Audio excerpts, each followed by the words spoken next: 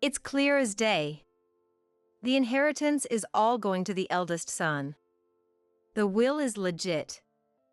I hope you're satisfied now.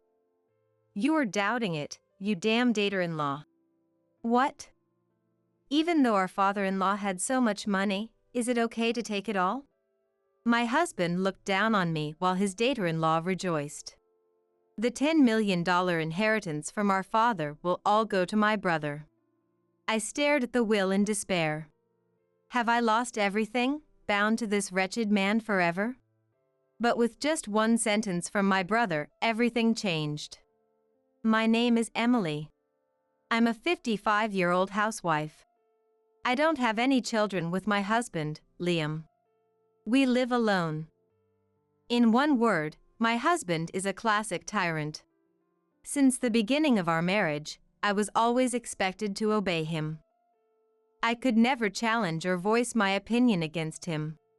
My husband, who is 10 years older, never showed any consideration for me. I was treated like a servant, harshly insulted if anything displeased him, even after I tried my best doing housework. I was blamed continuously for not being able to bear children. I would often hide and cry. I wanted to divorce him, but I didn't want to worry my family, and I didn't have the financial capability to support myself. Under the tyranny of my arrogant and abusive husband, I clenched my teeth and endured. My only mental support was my father. He was a highly competent businessman. He built a company from scratch and developed it into a large corporation. He was a workaholic, but he loved my brother and me in his own way. After my mother passed away in a car accident shortly after my marriage, he threw himself into his work even more to suppress his loneliness. Perhaps his overworking led to his downfall. He had a stroke and was taken to the hospital. Fortunately, he survived, but he was left paralyzed on the left side. As a result of working so strenuously, he had accumulated a substantial amount of wealth.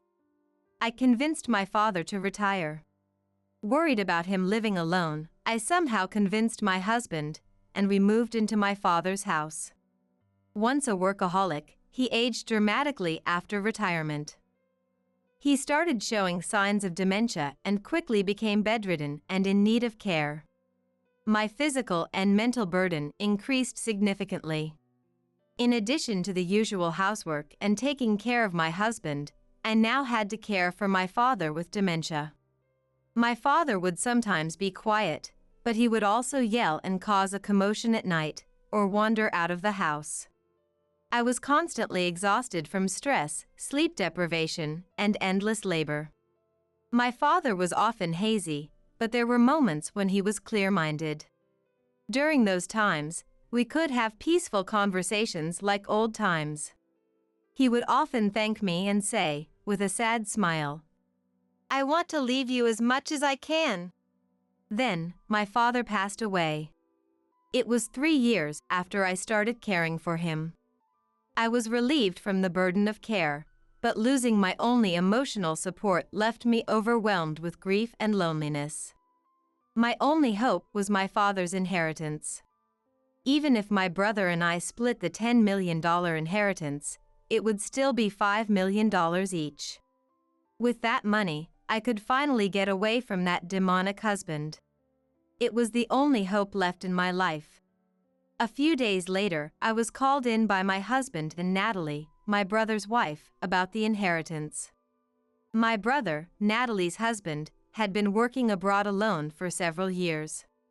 He came back temporarily for the funeral, but he returned to his post just yesterday. As a stand-in for the eldest son, his wife, Natalie, would be attending. "My father-in-law's will has been found deep in a drawer," she said. "I'm glad it was prepared. The envelope wasn't even sealed, so let's take a look right away." A will? Did something like that exist? Despite providing daily, dedicated care to him, I never saw my father writing a will. I found it peculiar that my husband, who barely got near my father, let alone care for him, knew about this. A feeling of unease rose in me. I had a bad premonition. All right, I'm going to read it now.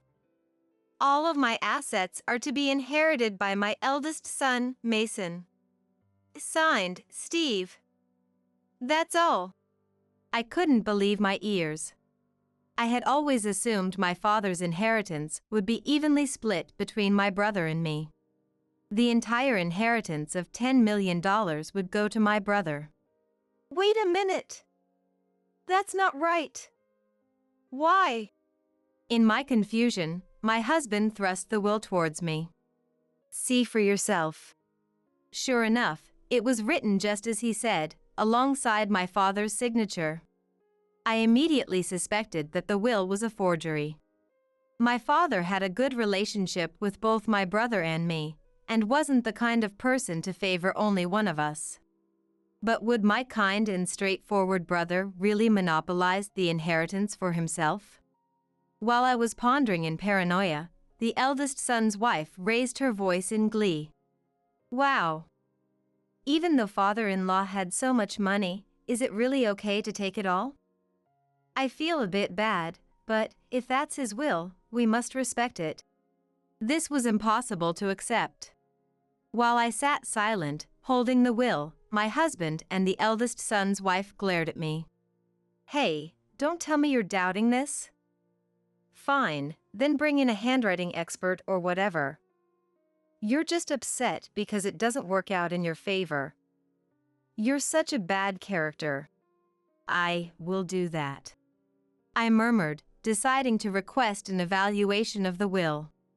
But the results were contrary to my expectation, declaring it was undoubtedly written by the deceased himself. Upon hearing the shocking result, I was crestfallen, recalling the days gone by in sadness. I had dedicated my life to looking after my husband and father. The days of living in fear of my husband's anger, getting hurt by his harsh words, being called a worthless woman, were tough. But my last days with my father were happy. And I had believed that my father truly cared for me. The shock of feeling ignored by my beloved father was unbearable, more so than not receiving the inheritance. I'd probably have to leave the house and land I'm so used to, as they're part of my father's real estate inheritance. The divorce from my husband that I had dreamt about now seemed like a distant dream. One weekend, I shared the results of the will's evaluation with my husband at home. With a smug look on his face, he laughed at me. It's clear now, all the inheritance belongs to the eldest son.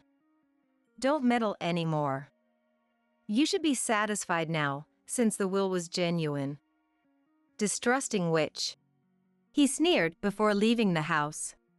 Recently, my husband has been out of the house more frequently.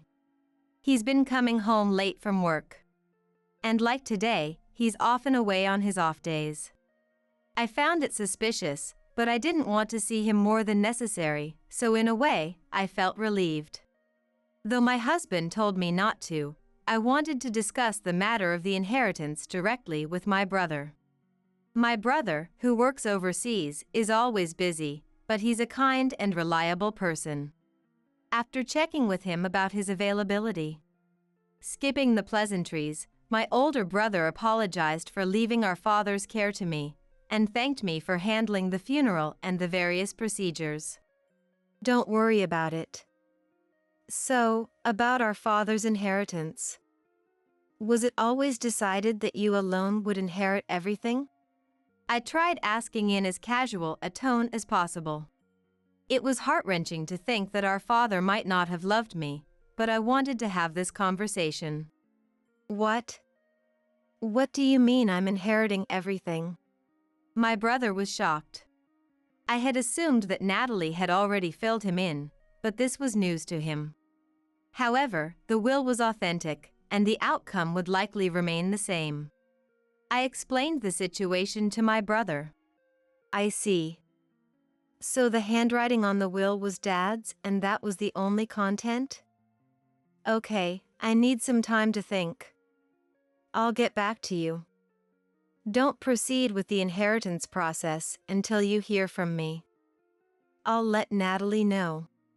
With that, my brother hung up. I waited for his call, intrigued by the situation. A few days later, my brother got back to me. He suspected that his wife, Natalie, was up to something and wanted me to hire a private investigator. He also advised me to make a claim for a reserved portion from him. A reserved portion is a part of the inheritance that's guaranteed to the legal heirs, with the amount set according to their position. In my case, I could claim $2,500,000 out of my father's $10 million inheritance.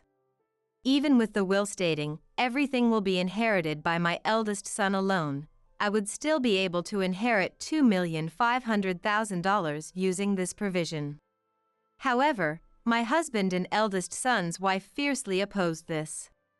"We've already settled this. Don't make a fuss now." But my brother's advice didn't stop there. "I'm not asking for $2,500,000. All I want is this house, filled with memories of our father, and the land. The real estate is worth only $1 million out of the total $10 million inheritance. I'll leave the rest to my elder brother." Despite their objections, I continued. "If things get more complicated, my brother has suggested I hire a lawyer to join the discussion. If that happens, I'll end up inheriting the full $2,500,000. My husband and eldest son's wife fell silent. They seemed to realize that settling for $1 million in real estate was more advantageous. So, we finally reached an agreement on the distribution of the inheritance. A few days later, I received the investigation report on Natalie, which I had commissioned. I immediately contacted my brother. After a series of twists and turns, we successfully completed the procedures for our father's inheritance. My brother, Mason, even flew in from abroad to join the proceedings. I inherited the house and land, worth $1 million, while my older brother inherited the remaining $9 million. Natalie, my brother's wife, and my husband were both thrilled as everything had gone according to their plans. After leaving the lawyer's office, where we had finalized the inheritance proceedings, the four of us returned to our father's house. As we sat in the living room enjoying some tea, my brother put his phone on the table and started talking. "Good job, everyone. Now that the inheritance proceedings are over, I have something to discuss." With a smile, my brother pulled out a document from his pocket and spread it on the table. My husband and Natalie's faces froze when they saw the contents. "Last Will and Testament." That's what the title of the document said. At the end, there was my father's signature and official seal. The date on it was about 5 years ago. "This is the will my father entrusted to me when he was still active. It's a legally valid will, created with 2 witnesses at a notary office." He explained that our father had drafted it himself before he had a stroke. His wife had already passed away, and he wanted to ensure his children inherited his wealth should anything happen to him. The will specified that Mason, who already has substantial assets, will inherit 1/4 of the estate, and Emily, a homemaker, will inherit 3/4. My father had stated that he had no intention of changing the contents of the will, and had explicitly written, "If any changes are to be made to this will, the reason for the change must be stated. Any will with changes not accompanied by a reason will be deemed invalid." Father was overworking himself due to his job. I think he considered various possibilities, like falling ill and becoming vegetative or suffering from dementia. Because the amount of his assets was enormous, he prepared early to prevent any disputes among the remaining family members after he was gone. My brother said as he patted the will. The will had a supplemental section that said, "I wish for all of you to live happily together, without any conflicts over the inheritance." It was a will filled with our father's warm feelings for his family. Learning that I, like my brother, had been loved by my father warmed my heart. On the other hand, the faces of my husband and my eldest son's wife sitting next to me had turned pale. So, if this will is to be changed, it's completely invalid unless the reason is stated. Even if it is in father's handwriting. He might have been forced to write it when he was in a state of dementia. Suddenly, my husband slammed the table. Looked at my brother with a face like a demon, he growled. Mason, do you have any proof? Accusing people of being criminals. I never said Liam forged the will, did I? He looked at Natalie, the eldest son's wife, sitting next to him. Natalie remained silent. It was strange. Natalie informed me about father's death, and I was in Japan until the funeral. After I returned overseas, apparently discussions about the inheritance took place. Despite the matter involving me, there was no communication about it. He looked at Natalie, his wife. Natalie still said nothing. Enough with your nonsense. The inheritance has already been settled. The $9 million is ours. What does it matter now? Who do you mean by US? I am the one who inherited. My brother responded. Enough! My husband yelled. The conversation wasn't going anywhere. I don't quite understand, but the $9 million I inherited is nothing more than a worthless piece of paper, my brother stated. Huh? My husband looked puzzled. My brother explained calmly. Father's $10 million estate. Other than the real estate, all the assets were stocks in my father's own company. When he was the manager, the company was doing well and the stock prices were soaring. However, after his resignation, the company had been in the red and was on the brink of bankruptcy 3 years before his death. What used to be a wealth valued over $9 million was now nothing more than worthless paper. There's no way that's possible. It's true. I inherited it knowing full well. I plan to sort out the debts of father's company from now on. The husband was agitated, cradling his head and murmuring to himself. He seemed unable to accept the reality that was suddenly before him. This was when Natalie spoke up for the first time. Hold on, just wait a minute. So what? I inherited trash without knowing it, and Emily alone inherited $1 million? That's not fair. It's unfair. Next to Natalie, who was in a fit of rage, her brother sighed. Natalie, I inherited my father's estate. It doesn't disadvantage you. Is it something to get so angry about? But I thought we were going to get the whole $10 million. I was. Natalie, who was flustered and stumbling over her words, was sharply glared at by her husband, Liam. So, you conspired with Liam and had an affair because you thought you were going to get all of Dad's money. Natalie and her husband fell silent as if they were frozen. Why? Natalie murmured in a hoarse voice. Glancing at her, the brother continued. After his phone call with me, he said he began to suspect his wife, Natalie. Why didn't she tell him about the inheritance? Why had her interactions with him become curt recently, and why was she ignoring his messages? As he was suspecting, he saw Natalie's social media post and became convinced of her affair. Soon I'm going to come into a huge amount of money. I'm going to be a celebrity darling and I are discussing how to spend it. He said we'll have lots of fun when the money comes in. I'm so happy. I don't recall having that kind of conversation with you. I wonder who this darling is. No, that's not it. This is different. Ignoring his flustered wife, the brother took out a large envelope. He pulled out several photos and lined them up next to the will. They showed Natalie and Liam arm in arm, entering a hotel. The close relationship between the two of them was obvious. I was overseas, you see. I had a detective agency investigate. I was curious about your darling. Faced with irrefutable evidence, Natalie was trembling. Looking at Natalie's adulterous husband, he was boiling with rage, as red as a boiled octopus, in contrast to Natalie, who had turned pale. Sneaking around like a stalker. What's your game? Bringing out this nonsense will in pictures. This is all. Wait. Suddenly, Natalie raised her voice. She sidled up to her brother with her wheedling voice. You got it all wrong. It was all Liam's doing. He said that if I did as he said, we'd get all of our father-in-law's assets.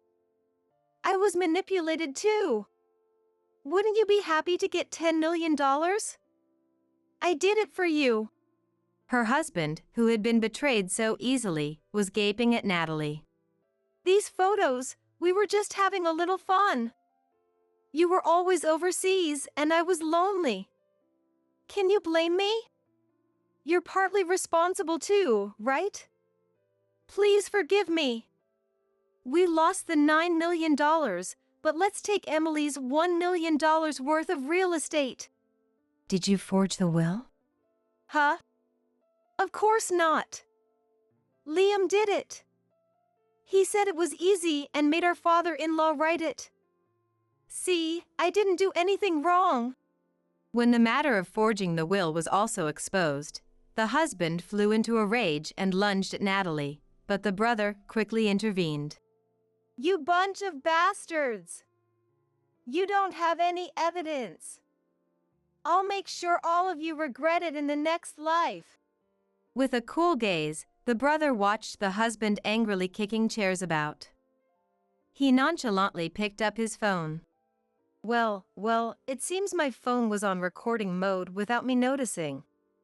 It appears to have been recording since the moment I walked into the house.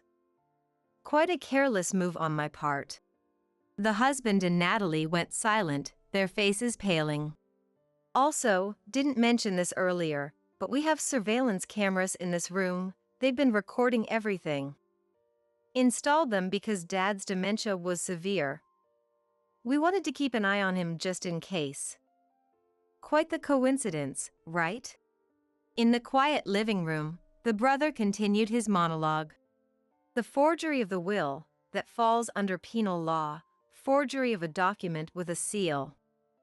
Those harsh words you directed at us just now, that's intimidation under penal law. There's a police station nearby, they'd come right away if we called. But well, the inheritance issue is resolved, and if you swear not to meddle with Emily's share in the future, maybe there's no need to report this. What do you think? As he spoke, he said, I'll send this voice recording to my computer abroad, it'd be a shame to waste it. And began operating his phone. I had been quietly observing their exchange until now, but I pulled out some documents from my bag and thrust them towards my husband. Let's get a divorce. Right here, right now. I spread out the completed divorce application, a pen, and my husband's personal seal on the table. Hey, wait, think about this, all right? I apologize. We've been together for so long, we've had good times, right? Who do you think has been providing for you? That's enough. Quit your blabbering and sign this. I'll report you. With a fierce expression, I gripped my phone. Resigned, my husband dropped his shoulders and signed the divorce papers. Natalie. It's over for us too. Once I had the money, you planned to take it and be with Liam, didn't you? I had a detective agency let me listen to the records of your conversations with Liam. Natalie hung her head, covering her face. After that, my brother and I divorced. The husband, after the divorce, left the house.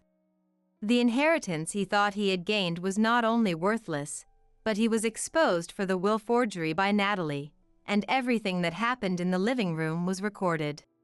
He must have been boiling with rage, but there was nothing he could do about it. The surveillance camera in the living room was indeed installed for taking care of my father, but it also served the purpose of collecting evidence of my husband's emotional abuse. If my husband refused to divorce after gaining the inheritance, and it caused a dispute, I planned to present it as evidence in the divorce trial. When I discussed this with my brother, he suggested that we could make use of that camera as well. After the divorce, it seems rumors of his affair spread at work, and he lost his place there and resigned. It seems his colleagues saw him entering and exiting a hotel with a family member who wasn't his wife. His parents had already passed away, and now that he had lost his home and job, he's nowhere to be found. I had asked for compensation in the divorce trial, but I didn't want anything to do with Liam anymore, and since I had received the inheritance, I didn't care. Natalie, Liam's affair partner, also lost everything because of the incident, just like Liam. Until the end of her divorce with my brother, she persistently pleaded, "I don't want to break up. Don't leave me." But the divorce was finalized when irrefutable evidence was presented in mediation. Compensation was also claimed from Natalie in the divorce trial, but she had spent a lot of money while her husband was absent, so that was claimed as well, leaving her completely penniless.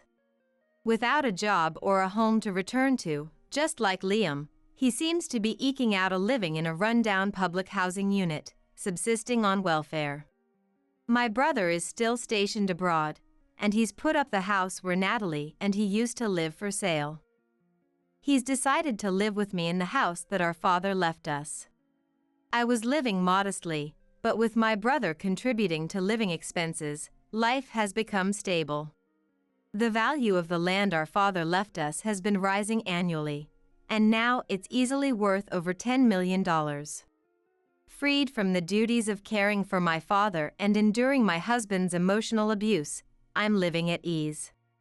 Now that I have some time to myself and live alone in this big house, I wondered if there was something useful I could do with it. Around that time, I saw a TV show about exchange students doing home stays and thought, this is it. So, I decided to start renting out my spare rooms. Now, I provide affordable rooms to college students and exchange students, and I live a lively life with them. We eat meals together, play games, help with assignments. It's like we're one big, noisy, happy family. On days when I have some spare time, I also volunteer to read children's books at the local public library. I don't have any children of my own, and my heart had drifted apart from my husband. I had always feared how lonely I'd feel if I lost my beloved father on top of all this, but now, my days are incredibly lively and filled with vitality. I can't tell you how happy it makes me to connect with young people at this age and feel that I'm contributing, even a little, to society. There were many times when I wanted to run away from my own life because things got so hard. But now, I'm loosely connected with my brother, my roommates, and the people in my community, and I'm living fulfilling days. I savor the simple happiness that I've finally attained every single day. Looks like you might get disliked by Dad for that facial burn. Came a mocking laugh from Lauren, my stepchild, over the phone as I stood frozen in front of the blazing flames. What does she mean by a burn? I couldn't comprehend and responded, "What? I'm out and about, unharmed." "Huh?" This time, it was Lauren making a foolish sound on the other end. "What do you mean I got burned? What do you know? Could it be?" Realizing Lauren's intentions, I felt a chill down my spine. "Pretending won't help. I don't want to meet you with her face burned. Get a divorce from Dad soon." Lauren seemed to think I was acting, starting to make selfish demands. At that moment, I realized Lauren had plotted and executed various schemes. Unforgivable. To do all this and not have any remorse. I clenched my mobile phone, feeling my heart pounding fiercely. My name is Samantha. A 40-year-old housewife. I live with my husband James, whom I married a year ago, and his stepchild, Lauren. I met James through a marriage agency. After graduating from college, I focused on my career until my late 30s. Not many women of my generation were so committed to their jobs. Many quit early after getting married or having children. Engrossed in my work, I suddenly realized most of my friends were married, leaving me feeling left behind. Maybe it's time to look for a marriage partner? Prompted by my mom's words, I finally registered with a marriage agency. The person in charge, Given your age, we might have to introduce you to someone a bit older. Is that okay? At the agency said. Right, the younger ones are more popular. I came to realize this obvious fact. I nodded to the consultant's words and was introduced to several men. It was hard to find my ideal man. A year after registering with the agency, I finally met my current husband, James. James, 5 years older than me, worked as a civil servant at a government office, with a steady and kind personality. Seeing him as an excellent marriage prospect, I initiated a relationship. Fortunately, James seemed to think well of me too, and our relationship progressed smoothly. A year later, we were talking about getting married. Actually, I have a child, James revealed as the word marriage frequently came up in our conversations. Is that so? Sorry for keeping it quiet. James apologized with a look of regret, but I had somewhat anticipated it.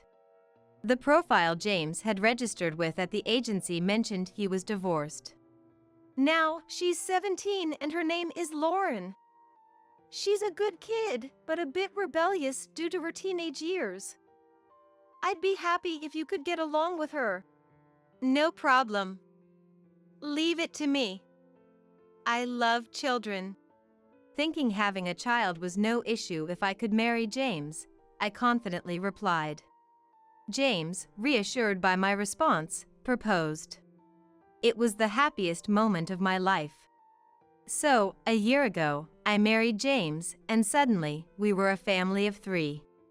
At James's request, I quit my job to become a housewife and look after the home. I was excited about starting a new life. But there was someone who spoke ill of my new life. So, this person is our new mom? I can't get along with her. Lauren, James's stepchild, said that to me as she came down from the upstairs room. Hey, Lauren. What are you saying? Samantha is a really nice person. That's because Dad is in love with her. I'm not fooled. Lauren, a high school student with a cheeky attitude, refused to meet my gaze and turned away towards the living room. Sorry. As I said before, she's going through a rebellious phase. But I didn't expect her to act like that upon first meeting. It's okay.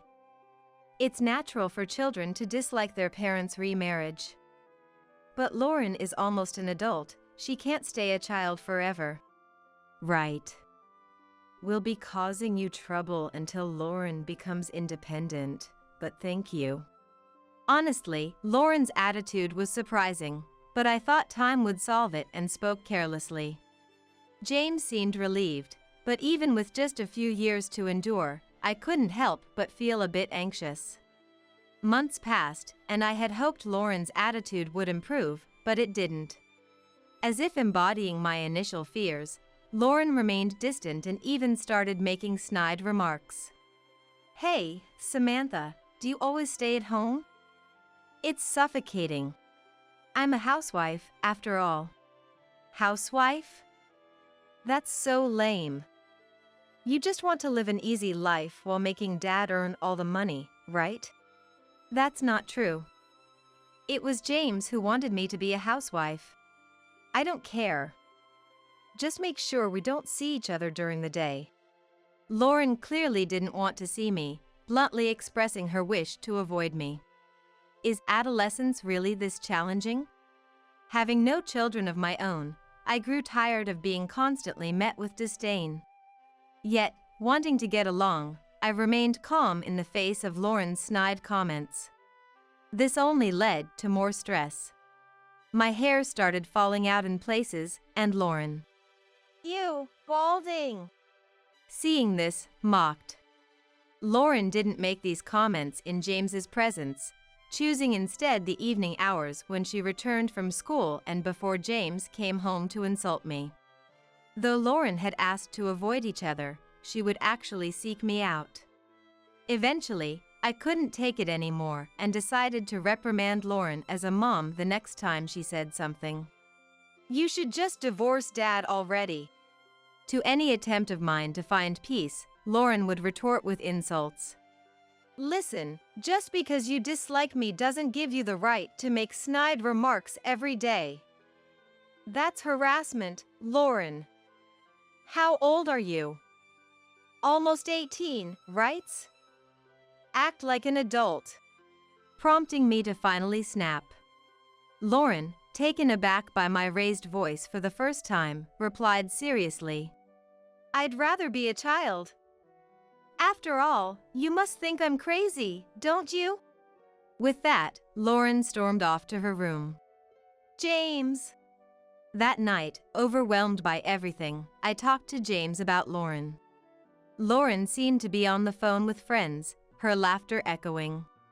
Despite it being unrelated, I felt mocked and tears naturally started flowing. "What's wrong?" Seeing me cry, James was surprised and handed me a tissue. After wiping my tears and nose, I decided to tell James everything. "So, Lauren has been treating you like that? It's been the same attitude all along. I thought I could endure it for a while, but it's been too much." Remembering the insults hurled at me by Lauren made me cry, despite feeling foolish for crying as an adult. James sighed deeply. "Sorry," and apologized. "Actually, Lauren was harassed by my previous wife. That's why I initiated the divorce. I didn't realize the trouble during the daytime when I wasn't home. Probably, Lauren fears you might do the same." I had no idea. That's what happened? James's confession pained my heart. Understanding Lauren's wariness, given her past with the former wife, made sense. "But it's too much. You're different from my ex-wife. Lauren knows that, but refuses to stop the harassment, probably hoping to drive you out of the house. I'll talk to her tomorrow." "Thank you, James." James's supportive words eased my heart, making me feel much better. I was truly fortunate to have such a wonderful person as James. Despite Lauren, I felt proud to have become part of such a wonderful family. Afterward, Lauren stopped making snide remarks. James's lecture must have hit hard. Though still a high schooler. Lauren is just a child who must listen to her dad. A wise decision, I thought. Finally, a sense of peace returned. And my hair started to regrow. Then, as a result, I stopped speaking to Lauren altogether and felt anxious. Sometimes, Lauren would look at me with dark eyes, as if she wanted to say something. That just made me worry more. Could it be that Lauren was secretly planning to kick me out of the house? I got chills thinking there might be some dark emotion swirling behind those eyes. My bad feeling turned out to be right. Today, a year after marrying James, a major incident occurred. I had been feeling a bit off since the morning. "Samantha, are you catching a cold? Don't pass it to me." Lauren coldly snapped at me, but I brushed it off as usual and ignored her. "Maybe you're just tired. Take it easy until you feel better." "Thank you." James's kind words touched my heart. I prayed for a quick recovery. Perhaps my prayers were answered, for after lying in bed for a while, I felt better before noon. Unusually, I had plans to meet up with high school friends during the day, so feeling better, I went out. Catching up with friends I hadn't seen in a while was exciting, and we parted ways at 5 p.m. Everyone has their own families, so we agreed to head home before dinner. I realized I needed to do some shopping at the supermarket and hurried to get it done and head home. What's that? As I got close to home, I noticed the sound of fire engine sirens. Is there a fire somewhere? I wondered, only to find out it was my house that was burning. Samantha, have you been out? Your house is on fire. It's terrible. Stopped by a neighbor, I was speechless. People were gathered around my home. Black smoke and flames were rising from the second-floor bedroom, and I felt dizzy with shock. What's going on? I frantically tried to contact James, thinking he might be at work, unaware of anything. I also needed to contact Lauren. I tried calling James first, but he didn't answer. He must be busy with work. It's unfortunate, but I had no choice. I was about to call Lauren when my phone rang. It's time. My mobile phone announced an incoming call. Seeing Lauren's name, I hastily answered. Lauren, something terrible has happened. I had to inform Lauren of the emergency right away. Oh, I heard. A fire, right? Eh? You know about it? Lauren somehow knew about the fire, which saved me the trouble of explaining, but I couldn't help but wonder. Looks like a nasty burn on the face might make Dad hate you, Lauren said with a nasty laugh, uttering something horrendous. Burns? What does she mean? I responded immediately. Eh? I was out and am unharmed though? Huh? This time, Lauren sounded foolish over the phone. Me, burned? What do you know? Could it be? I realized Lauren's intentions and felt a chill down my spine. Pretending won't help. I don't want to meet you with your face burned. Just divorced Dad already. Thinking I was pretending, she started making selfish demands. I realized then that Lauren had plotted and executed various schemes. Unforgivable. To do all this and not show any remorse. I clenched my phone tightly, feeling my heart pounding fiercely. Excuse me, are you from this house? After hanging up with Lauren and trying to calm my racing heart, a police officer approached me. Yes, that's right. Is that so? We've just had to take one of the residents to the hospital urgently. Eh? I couldn't believe what the police were telling me. A resident taken urgently to the hospital? I had just spoken with Lauren. That means the one who was taken was a man. Isn't he your husband? James has. What happened? James was supposed to be at work today. But what if, for some reason, like feeling sick, he came home early? If James had gone to bed in the bedroom I had been sleeping in until before noon, and then fell asleep? And Lauren, mistaking him for me, set the bedroom on fire. The scenario that formed in my mind made me shiver. It wasn't an impossible sequence of events. No, considering Lauren knew about the fire, this was the most natural conclusion to draw. There's a possibility this incident involves criminal activity, so may we speak with you in detail later? Yes. Which hospital is my husband in? We've been informed he's at the City General Hospital. Understood. I brushed past the inquisitive police officer and went to catch a cab. I needed to check on James's well-being first. I told the cab driver to take me to the General Hospital. My heart was pounding loudly the whole way. Oh God, please save James. Upon arriving at the hospital, I was told James was still being treated. After waiting for about 2 hours, a doctor came out and asked, "Are you James's wife?" I nodded weakly. He has burns on his face and right side, but his life is not in danger. Really? Yes. Relief flooded me upon hearing the doctor's words, and I slumped to the ground. For now, I was just glad he was alive. I had planned to wait in James's room until he regained consciousness, but I ended up falling asleep without realizing it. Samantha. I woke up to my name being called. In front of me was James, wrapped in bandages. I glanced at the clock. It was 9 p.m. Surprisingly, I had only slept for about an hour. James, I'm so glad you're safe. I couldn't find any other words to say, just relieved that James was alive. Today, I felt sick at work, came home to sleep, and when I woke up, I smelled something burning and saw flames in the room. James recalled the day's events, shivering with fear. I hugged him. You don't have to push yourself. Saying, who could have done such a thing? That's... As James voiced the obvious question and I was about to answer, the door to the room opened. Excuse me. Entering with an inappropriately cheerful voice was unmistakably the arsonist, Lauren.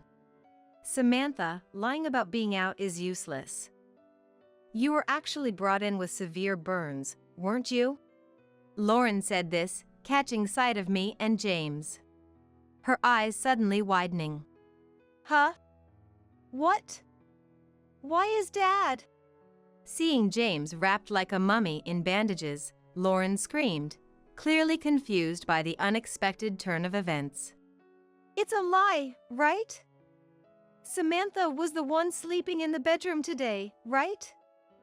Why is Dad burned? Watching Lauren panic, I sighed. Realizing the arsonist was indeed Lauren. She had attempted to set fire targeting me, but it was James who was actually sleeping there. She must have acted without even seeing the face of the person sleeping. That's why James ended up burned instead of me. Lauren, did you set the fire? Is that it? Even wrapped in bandages, James's voice carried a commanding dignity, causing Lauren to shrink back. Yes. Perhaps realizing lying was futile, Lauren quickly confessed her crime. Why would you do such a thing? I could have died. Or Samantha might have been killed. That's insane. James expressed his anger, leaving Lauren dumbstruck. It's because she was mean to me. How long do I have to feel unwelcome in my own home? Lauren ranted. I couldn't let Lauren's accusation go unchallenged and began to carefully refute her. Lauren, when have I ever been mean to you? From the beginning. You didn't want me around, did you? I've never thought that. In fact, knowing about you, I was looking forward to it since I had given up on having children at my age. That's a lie. Lauren stubbornly denied my explanation. Why was she so obstinate? Why do I always have to be the one to give in? It was fine just with Dad and me, but then woman after woman comes, and I have to endure being mistreated? Finally, Lauren covered her face with her hands and cried. Despite her tough exterior, Lauren was still a child. I stopped James from scolding her and gently rubbed Lauren's back. James told me. Your previous mom used to harass you, didn't she? That must have been hard. Lauren's eyes sparkled as I spoke. Yeah. I was told repeatedly that it would be better if I didn't exist. Hearing Lauren recount her past brought pain to my heart. I see. So it's understandable that you'd be wary of me. But have I ever been mean to Lauren even once? After a moment of thought, Lauren weakly shook her head. No. Right.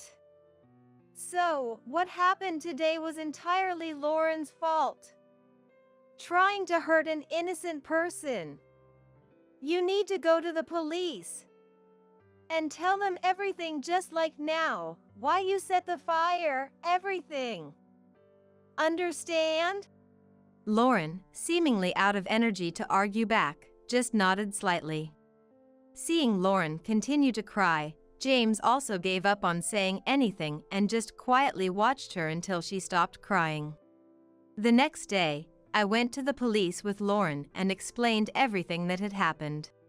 Lauren was downcast throughout and answered the police's questions honestly. She's still a child, but nearly an adult. It's important that the police decide the severity of her punishment and that she learns to reflect on her actions. Though I couldn't forgive the harassment Lauren had done to me until now, I thought it would gradually be cleansed away if she received proper legal judgment. I'm really sorry for frightening you. Yes. It was certainly scary, but if you're willing to reflect, then that's enough for me. Is that so? I also hadn't considered Lauren's feelings enough, so once we return from the police, I think we should all have a proper talk. That sounds good. Let's all talk. Relief spread across James's face. Since James would be hospitalized for a while, it meant the family would be apart. I thought this might be a good opportunity for each of us to reflect on ourselves.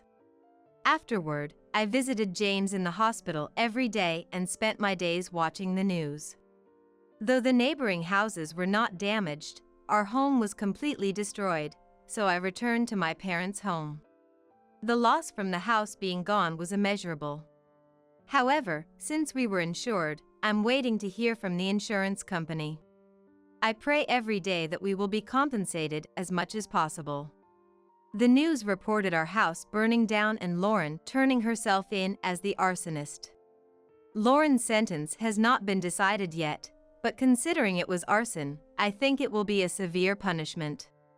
I don't know if the fact that Lauren was harassed by the former wife and was under stress will be taken into account, but I hope Lauren receives the appropriate punishment. After that, I want to start over as a family again. I'm able to think that now. I decided to work part-time because staying at home all the time makes me feel depressed. I'm an assistant staff at a local childcare center. I'm often overwhelmed by the children's free-spirited nature, but I enjoy working there. The children who happily jump into their parents' arms when picked up are truly adorable. I wonder if a time will come when I, James, and Lauren can live happily together. With that in mind, I'm motivated to do my best in my current job.